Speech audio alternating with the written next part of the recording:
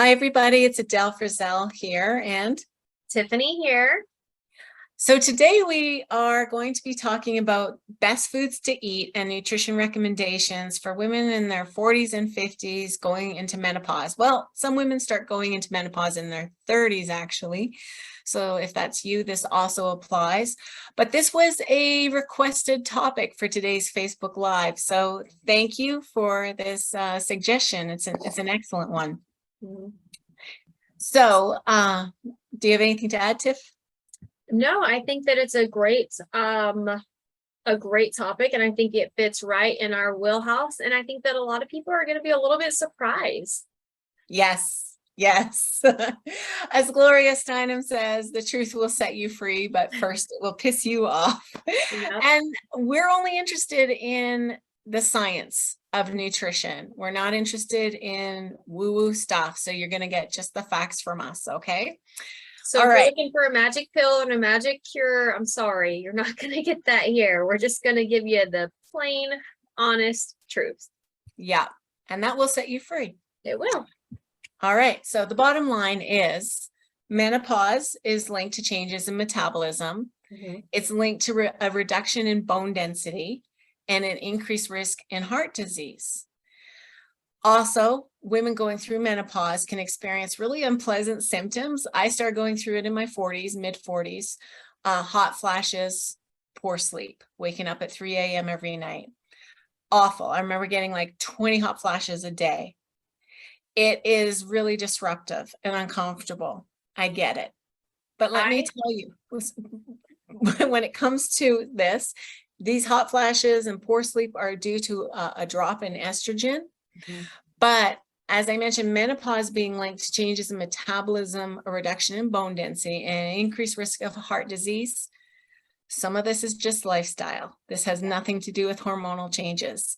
This is a situation of correlation versus causation. Okay, so let's try to decouple what might be going on with nutrition and lifestyle that is causing some of these problems. and I Make think sense? that it's just I'm obviously not in that stage of my life yet, but I think that it's fantastic that I have you who has been through this and has experienced the worst of it and made it through. Mhm. And you have been able to learn and educate yourself. And now you're able to empower and educate others. And I feel like whenever I do reach that point of my life, I'm going to be completely empowered because I'm absorbing all of this right now, too. So even if you're not at this stage yet, stay tuned because this is going to apply to you at some point in your life. In fact, 95% of what we're going to talk to you about actually is appropriate for you regardless of your age and whether you're going through menopause or not. Yes. Okay. So if you've been a client of ours, and especially if you've been through the Transformer program, which is like a college level course in nutrition. And by the way, we are open for applications right now for our next Transformer program. It starts September 21st. We are reviewing applications September 4th to 12th. We only run it 3 times a year. So a little plug for that. But basically, it comes down to following a healthy diet, and we'll tell you what this diet looks like, and it's regardless of whether you're going through menopause or not. Eating like this is going to improve your health, your energy, your complexion, your bone density, your metabolism, all those things. Okay, so it comes down to a whole foods diet, high in fruits, high in vegetables, whole grains, high quality protein, and even dairy products, which can help reduce menopausal symptoms. Okay, you want healthy fats containing omega-3 fatty acids from fish, and flaxseed, and walnuts, and things like that. And we'll talk about some examples there. You might want to limit some of the added sugars in foods. I'm not talking about naturally occurring foods in dairy and fruit. Those are healthy. Don't worry about them. I'm talking about added sugars, added honey, because it's still sugar, added white sugar, added brown sugar, that kind of thing, added sugars to foods, processed carbs, alcohol, caffeine, high sodium foods. maybe spicy foods. Sometimes that's the advice that women get when they're in menopause: avoid spicy foods. It can bring on hot flashes. There's little evidence about that. In fact, you think about women in India, they eat a lot of spicy foods, so those are things you might want to limit or experiment with to see if it helps. Personally, for me, alcohol, I'm wondering if anyone here listening found that they actually metabolized alcohol a little differently after menopause, maybe couldn't handle red wine without getting hot flashes, because that was me. So you might want to actually limit alcoholic intake, because it can impact you. These are really simple changes to your diet. If you're already doing them, keep doing it. If you're not, we've got some more tips for you that can help make the transition a little easier. And whether you're transitioning into menopause or not, will just make you healthier in general. So, what happens during menopause is you have these declining estrogen levels, and this can negatively impact your metabolism, potentially leading to some small weight gain. But weight gain is typically related more to do with an excess of calories, being quite sedentary, and lifestyle factors such as not enough sleep, and not good stress management techniques, things like that. Do you have anything to add there, Tiffany? I think that people can get confused and they think, well, what does my sleep have to do with my weight? Or what is, my water intake or anything like that have to do with me gaining weight? Well, I mean, honestly, chances are, if you're not getting enough sleep at night, your body is trying to compensate for that during the day. You're not moving as much throughout the day because you have less energy. Maybe you're eating a little more than you should be eating, or your body really needs for you to eat, because again, you're trying to compensate for that lack of energy, and your body is looking for that energy source. And it is not even a mindful choice sometimes. Sometimes you're just sitting there and you're like, I am so tired, I need something, or I am going to pass out, and it's 1 o'clock in the afternoon. So you grab a snack. Well, then you grab another snack and you're like, I'm still tired. And all of these little things can really, really add up. And then again, because you're tired, you're not moving as much because you don't have the energy to go walk the block or to walk the dog, or just to do normal daily activities like simple household chores. You can find that those are kind of taking more of that back seat versus being a priority, because you're just drained. And that's one of the big ways that that sleep itself can just affect absolutely everything. It's kind of like it's kind of like Jenga, right? Your sleep is affected, you pull that one block out and everything else comes tumbling down. So it's a big priority. And we do know that declining estrogen levels can create like symptoms like hot flashes and difficulty sleeping. And so that is a case where, cause and effect right there, right? And so can you make changes to your diet to help you sleep? Well, you could remove alcohol. You could limit caffeine consumption. You could stop drinking after 12 or 1, or if you're sensitive to caffeine, stop it completely. You could have fennel, soy, flaxseed. That may help, although there's little evidence, to be honest, to suggest that it does much for people's estrogen levels and preventing hot flashes. There is an impact, but it's minor. And really, you might want to go on bioidentical hormone replacement therapy. That could be an option. I'm on it myself. And it has made a world of difference to my energy and my sleep, and no more hot flashes. I think that something else to focus on here as well that can help with your sleep as well is a lot of people have foods that they're just more sensitive to than other foods. Something that causes more bloating, or it takes more time to digest, or it causes heartburn or something like that. And if you're already having trouble sleeping, you're really going to want to dial in and focus on limiting how much of those foods you're eating as well. Yeah, that's true. But that's true whether you're in menopause or not, right? 100%.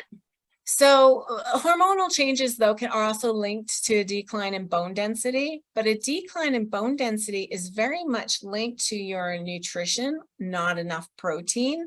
And being very sedentary, because when you lose muscle from not consuming enough protein and not moving or using your body.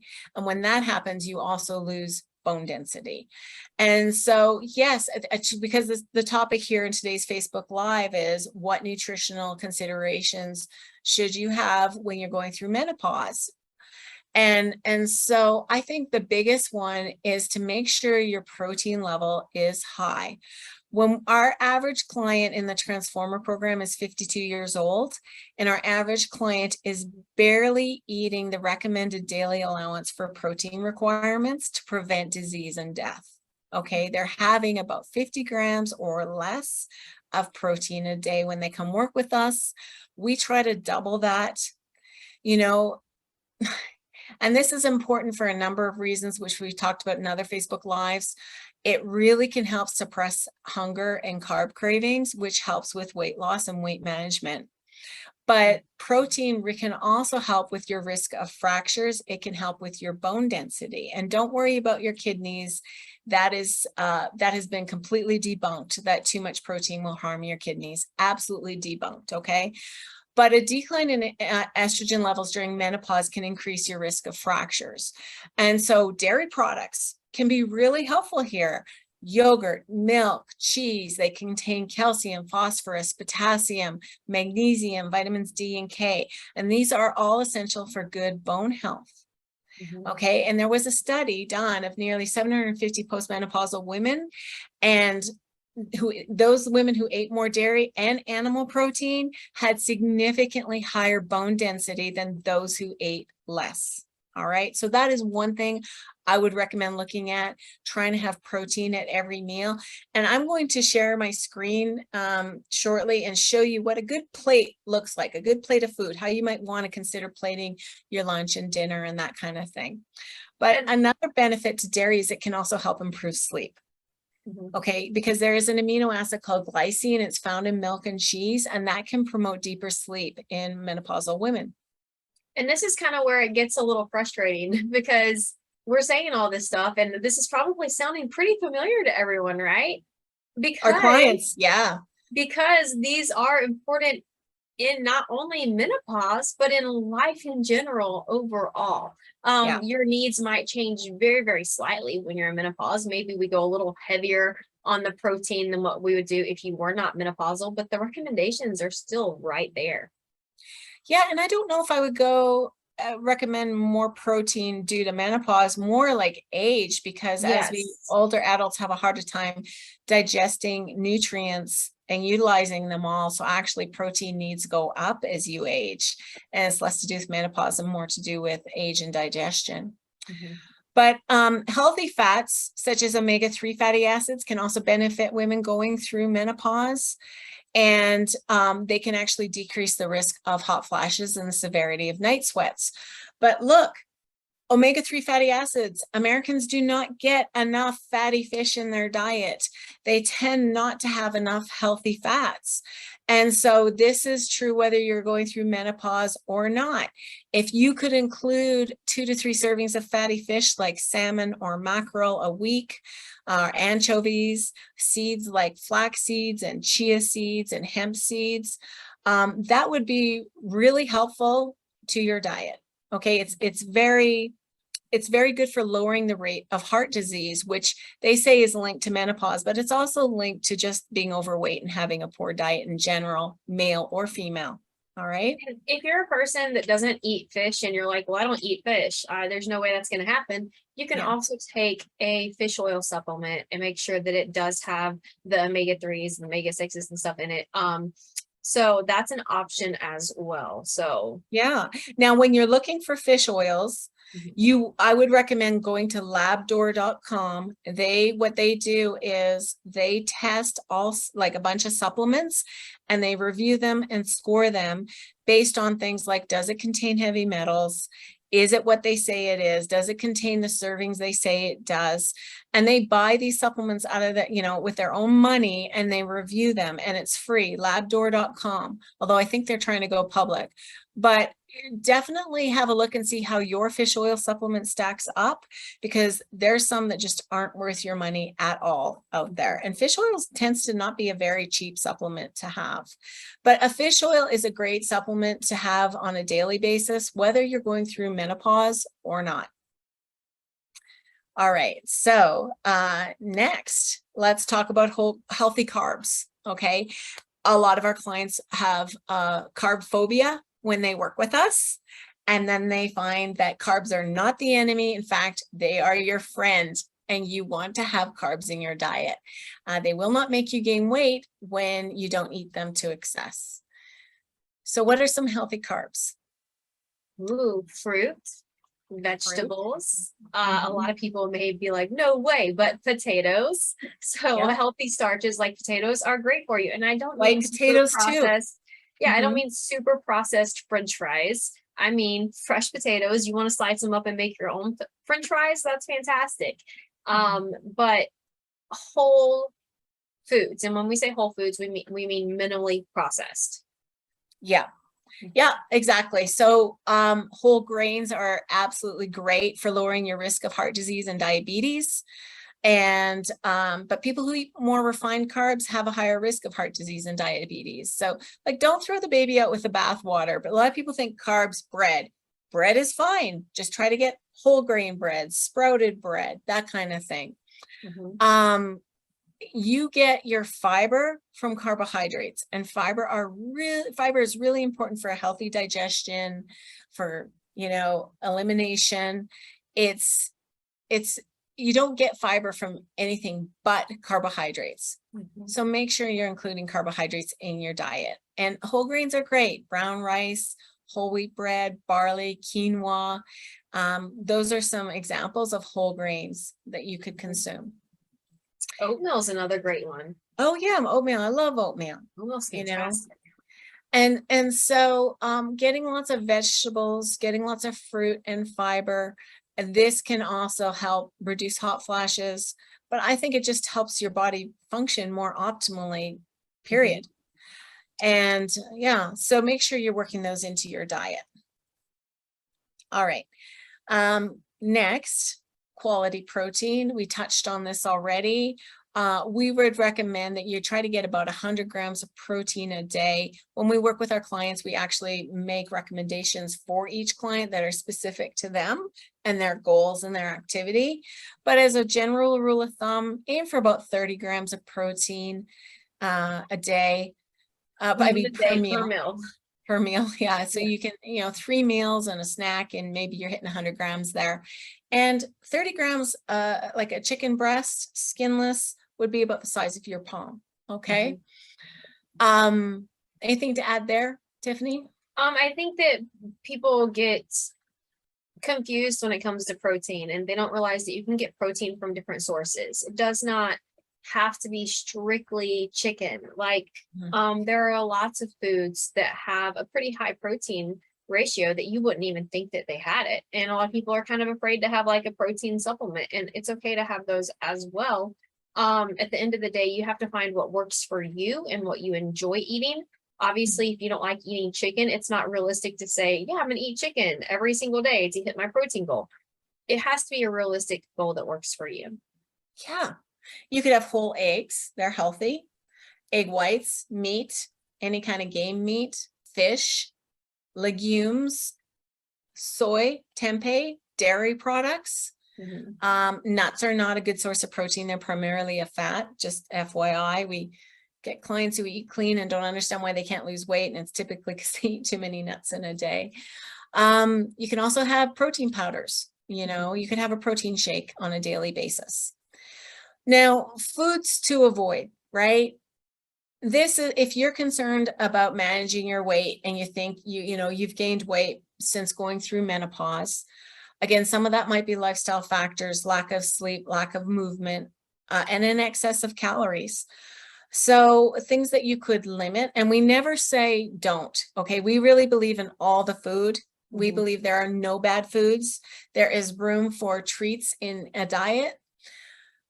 We believe the 80-20 rule, where 80% of what you eat is healthy whole foods and 20% is treats, but you want to limit those treats, especially if you are overweight and you want to drop some weight. If you have insulin resistance, high blood sugar, then really start to limit some of these excess added sugars, calories from processed foods, the alcohol, some of the sugary beverages we could get at Starbucks, like Frappuccinos and things like that, that can make you go over your calories quite easily. So I would have an eye on those things. And you can work in a treat and stuff, but it shouldn't be the norm.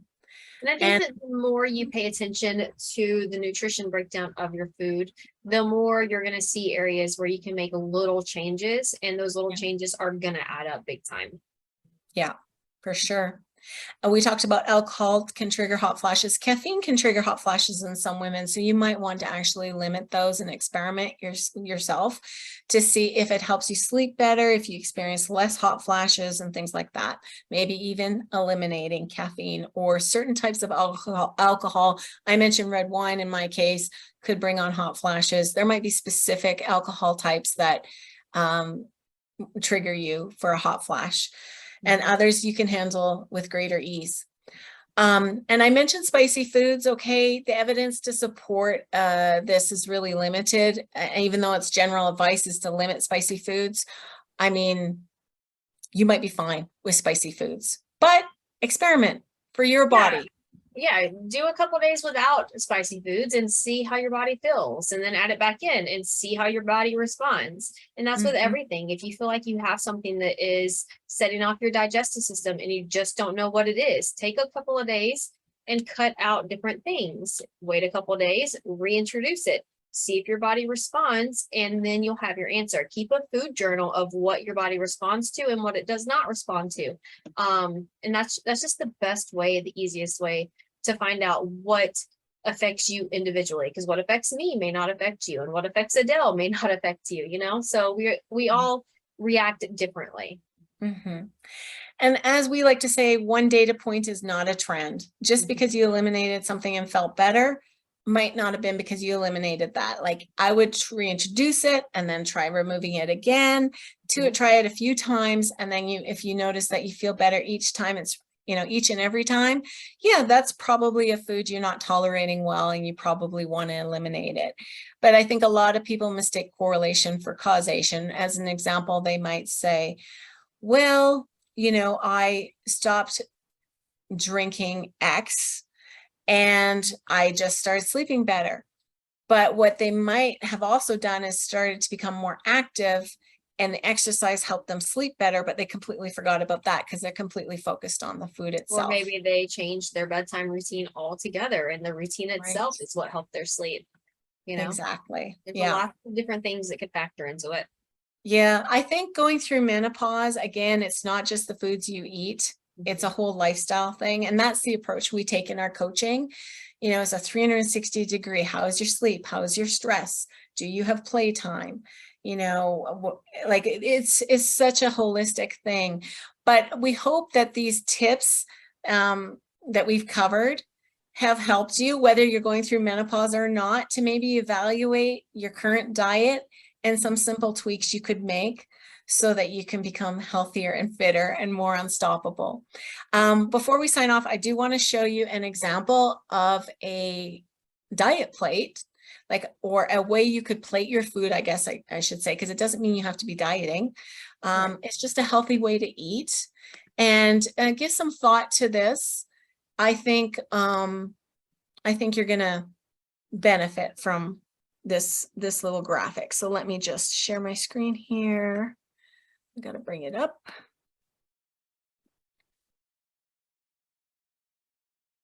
All right, it disappeared, so I gotta find it again. Bear with me. Don't you just love it when you have something open and it just goes, nope, not today? Yes. Oh, I know where it is. Let's see if there's any questions in the meantime, if you don't mind. I've been monitoring the chats and I have not had any questions pop up. If anybody has any questions, please feel free to drop them in the comments. And even if you watch this replay later, we can come back and answer your questions at any point. You don't have to only ask questions when we are live. Excellent. Okay, so I found it. Can you see my screen? It is loading, and there it is. I got it. Okay. So there's something called the My Plate that the US government came out with, and it looks very similar, but I have adapted it for our clients because a lot of our ladies are not that active, and so they need less starch in their diet. So what it is half your plate vegetables, a quarter of your plate protein. Try to choose lean proteins like chicken, fish, and things like that. Now, if you are dieting, you want more fat-free foods. If you're not dieting, you can have more calories. And so you can have fattier foods and fattier fishes, fattier cuts of meat. Starch. Okay, so you could have a quarter of your plate be starch, or a quarter of your plate be fruits, or you could divide it up if you like. This is not strict, okay? It's just a loose, this is an idea, a graphic to show you how to conceptualize your meal. But this way you're getting something from all the food groups. And your starches could be grains, like we discussed, beans, legumes, potatoes. White potatoes are perfectly fine. They have different nutrients and vitamins than sweet potatoes, and both are good. Fruits, the more color, the better. Again, vegetables, the more color, the better, because you get different vitamins from different colored fruits and vegetables. And when it comes to fats, you want to use them sparingly because they really add up fast in calories, but generally olive oils, that kind of thing. Now, if you were having nuts in your food, I would probably not have any oils on top of that because there's already a lot of fats in the nuts. Similarly, if you're having a fatty cut of meat or fish, you might want to not add any additional fats to your plate, unless you're a person who is very active and you need more calories than the average person. Of course, have at her, you know. Yeah. Yeah, same thing for like cheese. And what surprises people sometimes is that whenever they think of cheese, they think of fat. And it's actually kind of funny because most cheeses are pretty equal in the amount of fat and protein that they have. So it's a good source of both. Mm-hmm.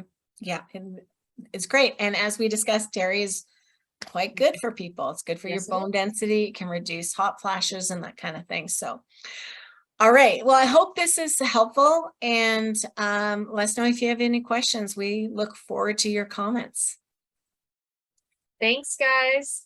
All right. We will see you next week in our next Facebook Live. Looking forward to your topic requests. Take care. Bye.